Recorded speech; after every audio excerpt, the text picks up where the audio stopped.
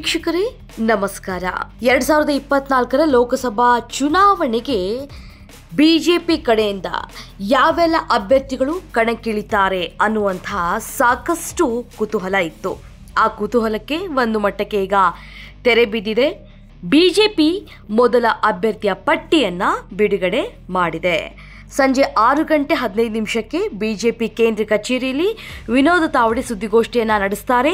ಈ ಬಾರಿ 400ಕ್ಕೂ ಹೆಚ್ಚು ಸ್ಥಾನವನ್ನು ಗೆಲ್ಲುವ ನಿರೀಕ್ಷೆ ಇದೆ ಅಂತ ತುಂಬಾ ವಿಶ್ವಾಸದಿಂದ ಹೇಳಿದ್ದಾರೆ.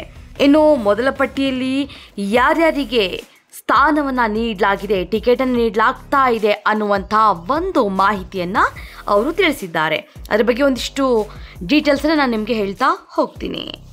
ವೀಕ್ಷಕರೇ, ಈ ಬಾರಿ 400 ಲೋಕಸಭಾ ಕ್ಷೇತ್ರಗಳಲ್ಲಿ ಗೆಲ್ಲುವಂತಹ ಗುರಿಯನ್ನು ಹೊಂದಿರುವಂತಹ ಬಿಜೆಪಿ, ಯಾಕಂದರೆ ತುಂಬಾ ಪ್ರತಿಷ್ಠೆಯ ಒಂದು ಚುನಾವಣೆ ಇದಾಗಿದೆ. ಪ್ರತಿ ಬಾರಿ ಪ್ರತಿಷ್ಠೆಯ ಚುನಾವಣೆಯೇ ಆಗಿರುತ್ತೆ. ಆದರೆ ಈ ಬಾರಿ INDIA ಒಂದು ಕಡೆ ಗಟ್ಟಿಯಾಗಿ ನೆಲೆಯೂರಬೇಕು ಅಂತ ನಿಂತ್ಕೊಂಡಿದೆ. ಇನ್ನೊಂದು ಕಡೆ ಬಿಜೆಪಿ ನಾವು ಯಾವುದಕ್ಕೂ ಕೂಡ ಬಗ್ಗೋದಿಲ್ಲ, ನಾವೇ ಗೆಲ್ಲೋದು ಅಂತ ಬೀಗ್ತಾ ಇದೆ.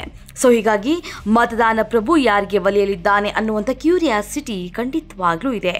ಕೇಂದ್ರದಲ್ಲಿ 3ನೇ ಬಾರಿ ಮೋದಿ ನೇತೃತ್ವದಲ್ಲಿ ಬಿಜೆಪಿ ಆಡಳಿತಕ್ಕೆ ಬರಲೇಬೇಕು ಅನ್ನುವಂಥ ಒಂದು ಆಶಯವನ್ನು ವ್ಯಕ್ತಪಡಿಸ್ತಾ ಇದೆ ಬಿಜೆಪಿಯ ಬಣ. ಇವತ್ತು ತಾವಡೆ ಕೂಡ ಒಂದು ಪ್ರೆಸ್ ಮೀಟ್ನಲ್ಲಿ ನಡೆಸುವಂಥ ಸಂದರ್ಭದಲ್ಲಿ ಈ ಒಂದು ಮಾತನ್ನು ಹೇಳ್ತಾರೆ.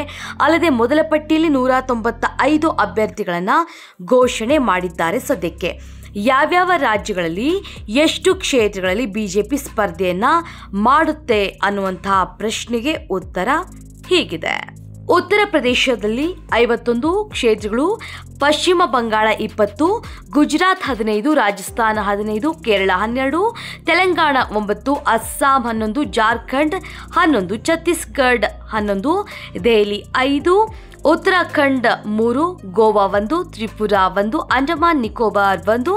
ಇನ್ನು ಕರ್ನಾಟಕದಲ್ಲಿ ಎಷ್ಟು ಅನ್ನುವಂಥ ಪ್ರಶ್ನೆ, ಯಾಕಂದರೆ ನಮ್ಮ ಕರ್ನಾಟಕದಲ್ಲಿ ಬಿಜೆಪಿ ಹಾಗೆಯೇ JDS ಮೈತ್ರಿ ಆಗಿರೋದ್ರಿಂದಾಗಿ ಯಾವ್ಯಾವ ಕ್ಷೇತ್ರವನ್ನು ಬಿಜೆಪಿ ಬಿಟ್ಕೊಡ್ತಾ ಇದೆ, ಹಾಗೆಯೇ ಯಾವ್ಯಾವ ಕ್ಷೇತ್ರದಿಂದ ಬಿಜೆಪಿ ಸ್ಪರ್ಧಿಸುತ್ತೆ ಅನ್ನುವಂಥ ಪ್ರಶ್ನೆ ಇದೆ. ಇನ್ನು ಮುಖ್ಯವಾಗಿ ನೀವೆಲ್ಲ ಗಮನಿಸಬೇಕು, ಹಲವು ರಾಜ್ಯಗಳ ಟಿಕೆಟನ್ನು ಘೋಷಣೆ ಮಾಡಿದ್ರು ಕೂಡ ಕರ್ನಾಟಕ ರಾಜ್ಯದ ಟಿಕೆಟ್ ಮಾತ್ರ ಇನ್ನೂ ಕೂಡ ಘೋಷಣೆ ಮಾಡಿಲ್ಲ. ಕರ್ನಾಟಕದಲ್ಲಿ ಬಿಜೆಪಿ JDS ಮೈತ್ರಿ ಆಗಿರೋದ್ರಿಂದಾಗಿ ಬಿಜೆಪಿ ಹಾಗೆಯೇ JDS ಕ್ಷೇತ್ರ ಹಂಚಿಕೆ ಇನ್ನೂ ಕೂಡ ಅಂತಿಮ ಆಗಿಲ್ಲ. ಯಾಕಂದರೆ ಮುಖ್ಯವಾಗಿ ಮಂಡ್ಯ ಕ್ಷೇತ್ರವನ್ನೇ ನೋಡ್ತಾ ಇದ್ದೀವಿ. ಒಂದು ಕಡೆ ಬಿಜೆಪಿಗೆ ಬಿಟ್ಕೊಡ್ತಾರೆ ಅನ್ನುವಂಥ ಮಾತು, ಇನ್ನೊಂದು ಕಡೆ ಸುಮಲತಾ ಅವರಿಗೆ ಬಿಜೆಪಿ ಸಪೋರ್ಟ್ ಮಾಡುತ್ತೆ ಅನ್ನುವಂಥದ್ದು. ಅದರ ಜೊತೆಗೆ ಮೈತ್ರಿ ಆಗಿರೋದ್ರಿಂದಾಗಿ JDS ಪಾಲಾಗುತ್ತೆ ಈ ಕ್ಷೇತ್ರ ಅನ್ನುವಂಥ ವಿಚಾರ ಇರೋದ್ರಿಂದಾಗಿ ಇಲ್ಲಿ ಅಷ್ಟಾಗಿ ಯಾವುದೇ ರೀತಿಯ ನಿರ್ಧಾರವನ್ನು ತೆಗೆದುಕೊಂಡಿಲ್ಲ. 28 ಕ್ಷೇತ್ರಗಳ ಪೈಕಿ ಬಿಜೆಪಿ 25 ಹಾಗೂ JDSಗೆ 3 ಕ್ಷೇತ್ರಗಳ ಲೆಕ್ಕಾಚಾರವನ್ನು ಹೈಕಮಾಂಡ್ ಹಾಕಿದೆ ಅಂತ ಒಂದು ಮಾಹಿತಿ ಹೇಳುತ್ತೆ. ಇನ್ನು ಕೇಂದ್ರ ಸಚಿವ ಅಮಿತ್ ಶಾ ಹಾಗೂ ಮಾಜಿ ಉಪಮುಖ್ಯಮಂತ್ರಿ HD ಕುಮಾರಸ್ವಾಮಿ ಅವರ ಮೈತ್ರಿ ಸೂತ್ರವನ್ನು ಹೇಳಿದ್ದಾರೆ. ಇದು ಯಾವ ರೀತಿ ವರ್ಕೌಟ್ ಆಗುತ್ತೆ ಈ ಬಾರಿ ಕಾದು ನೋಡಬೇಕು. ಅಲ್ಲದೆ ರಾಜ್ಯದಲ್ಲಿ ಒಟ್ಟು 28 ಕ್ಷೇತ್ರಗಳ ಪೈಕಿ 24 ಕ್ಷೇತ್ರಗಳಲ್ಲಿ ಬಿಜೆಪಿ ಹಾಗೂ 4 ಕ್ಷೇತ್ರಗಳು JDSಗೆ ಸಿಗುತ್ತವೆ ಅನ್ನುವಂಥ ಮಾಹಿತಿ ಕೂಡ ಇದೆ. ಇನ್ನು ಕ್ಷೇತ್ರಗಳ ಹಂಚಿಕೆ ಕುರಿತು 2 ಪಕ್ಷಗಳ ನಡುವೆ ನಡೀತಾ ಇರುವಂಥ ಮಾತುಕತೆ ಬಹುತೇಕ ಅಂತಿಮಗೊಂಡಿಲ್ಲ.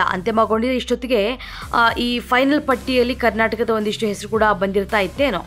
ಈಗಾಗಲೇ ಮಂಡ್ಯ ಕ್ಷೇತ್ರಕ್ಕಾಗಿ JDS ನಾಯಕರು ಹಾಗೂ ಸುಮಲತಾ ಬೇಡಿಕೆಯನ್ನು ಇಟ್ಟಿದ್ದಾರೆ. ಬಿಜೆಪಿ ಹೈಕಮಾಂಡ್ ನಾಯಕರಿಗೆ ಮಂಡ್ಯ ಕ್ಷೇತ್ರ ಇದೆ ಅಲ್ಲ, ಒಂದು ರೀತಿ ಬಿಸಿ ತುಪ್ಪ ಆಗಿಬಿಟ್ಟಿದೆ. ಉಗಿಯೋಕ್ಕೂ ಆಗಲ್ಲ, ನುಂಗೋದಕ್ಕೂ ಆಗೋದಿಲ್ಲ, ಆ ರೀತಿಯಾಗಿರುವಂಥ ಪರಿಸ್ಥಿತಿ ಇಲ್ಲಿದೆ. ಹೈಕಮಾಂಡ್ ಬಳಿ JDS ನಾಯಕರು 6 ಲೋಕಸಭಾ ಕ್ಷೇತ್ರಗಳಿಗೆ ಬೇಡಿಕೆಯನ್ನು ಇಟ್ಟಿದ್ದಾರೆ ಅನ್ನುವಂಥ ಮಾತಿದೆ. ಮಂಡ್ಯ, ಹಾಸನ, ಚಿಕ್ಕಬಳ್ಳಾಪುರ, ಕೋಲಾರ, ತುಮಕೂರು ಮತ್ತು ಬೆಂಗಳೂರು ಗ್ರಾಮಾಂತರ ಏನಿದೆ, ಈ ಕ್ಷೇತ್ರವನ್ನು ನಮ್ಮ ಅಭ್ಯರ್ಥಿಗಳಿಗೆ ಬಿಟ್ಕೊಡಿ ಅಂತ JDS ಪಟ್ಟು ಹಿಡಿದಿದೆ ಅಂತೆ. ಆದರೆ ಈ ಬಗ್ಗೆ ಬಿಜೆಪಿ ಹೈಕಮಾಂಡ್ 6 ಕ್ಷೇತ್ರಗಳ ಪೈಕಿ 4 ಕ್ಷೇತ್ರಗಳನ್ನು ಬಿಟ್ಕೊಡ್ತೇವೆ ಅಂತ ಅವರು ವಾದವನ್ನು ಮಾಡ್ತಾ ಇದ್ದಾರೆ. ಸೊ ಹೀಗಾಗಿ ಯಾರಿಗೆ ಯಾವ್ಯಾವ ಕ್ಷೇತ್ರಗಳು ಸಿಗುತ್ತೆ ಅನ್ನೋದನ್ನು ಕೆಲ ದಿನಗಳ ಕಾಲ ಕಾದು ನೋಡಬೇಕಾಗುತ್ತೆ.